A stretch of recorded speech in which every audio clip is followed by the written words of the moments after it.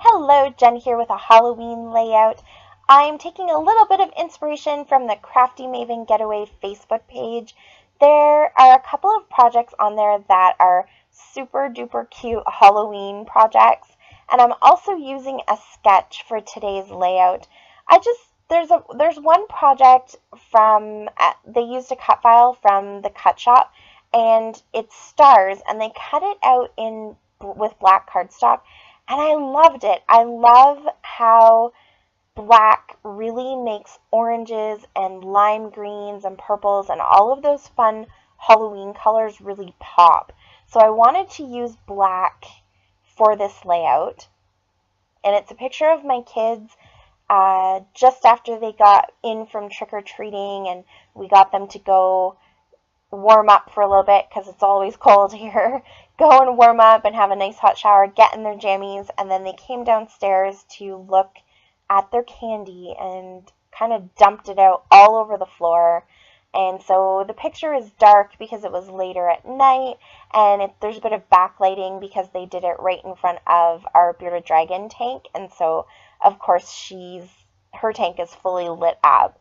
So it's not really the clearest photo, and so I think having a black background kind of plays towards that. Like, it's Halloween night, and so everything is a little bit more dark instead of using a white background where everything is kind of alive and awake. So and then, of course, with the sketch, that's a sketch from the Secret Not Secret Kit Club Facebook page. I'll leave links to Crafty Maven Getaway and the Secret Not Secret Kit Club. But I used a sketch to help me a little with kind of focusing my layout design, because I started pulling out all of this Halloween stuff that I have. I am such a Halloween hoarder. I've done really well this year. I haven't bought a single new Halloween collection. I haven't been buying any of the fun Halloween stuff that I see at Dollar Tree or Dollarama. None of those places. I'm staying away from it because I have a huge Halloween kit. But I find every time I pull it out, I want to use everything because I love it all. So having a sketch really kind of brings you back down to earth a little bit and focuses your design, and so you can really start to narrow down what you actually need and what you're going to use. So I love using sketches in that way, and I don't really follow it to a T. You'll see by the end I have the main idea of the sketch in as far as having a central kind of graph design, but other than that, the sketch was just a nice jumping off point for me. So I've gone through those little matting pads. I think that's what they're called. They're just, one of them is 4x6 pieces, and I think it's mostly meant for pocket scrapbooking. And then the other two, they're from K&Company, and they're slightly bigger than 4x6. So maybe, I don't think 4.5, maybe 4.25 by 6.5, something like that. And they're really just meant to give you some mats to go behind your photos. But they also work great because, just like a 6x6 pad, they have scaled down patterns. So they're really fun to work with, and especially in a grid pattern or a grid design where you want to have lots of different patterns and different sections, these work really good. And the K&Company ones that I have match that K&Company 12x12 paper pad, so that works out perfectly. Although I do have to say, when it comes to Halloween stuff, you can see here I have just this huge pack of embellishments, and they're totally mismatched embellishments. They come from all different collections, different styles, different everything. Some are glittery, some are not glittery.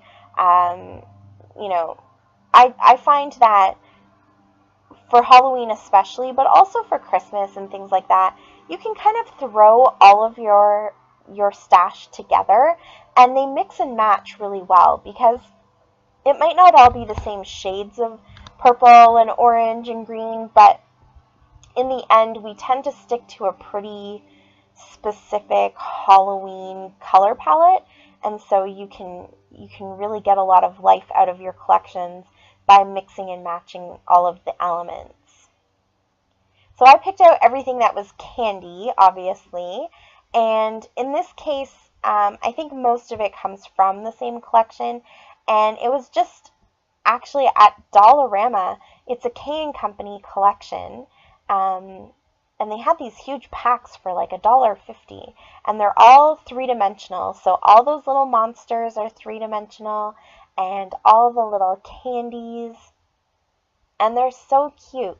And I felt like because my picture is so dark, I could really take the opportunity to have these extra fun, extra bright, and whimsical embellishments in each of my little grid sections. So now that I have that down, I'm going to go ahead and glue it all together. I don't want to get too far ahead of myself. I ran out of tape runners, so I'm using these glue dots. And actually, they're really strong, so it's kind of nice because this is a pretty bulky layout. It has a lot of layers to it, and those three-dimensional stickers really add a lot of bulk, so it's nice to have some extra strong adhesive. So I'll just stick that down. That piece there is just like in the sketch as well. That's such a cute piece of paper. And now I can stick down my grid. And of course, your grid could look completely different. I had the picture before I had the sketch, so I just made my grid work with the size of picture that I had. And that's the beauty of using a sketch. You don't have to follow it exactly. You take the elements from the sketch that you like, and you make them work with what you have.